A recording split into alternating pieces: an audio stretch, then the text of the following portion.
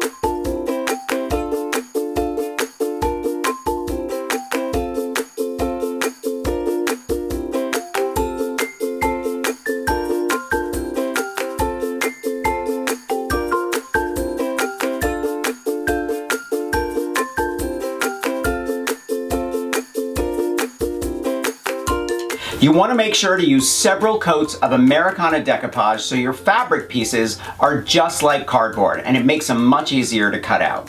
Thumbs up if you like this video, leave me a comment and I will get back to you. Subscribe to my channel if you haven't already. Grab a copy of the Big Ass Book of Crafts and I will see you next week. Bye.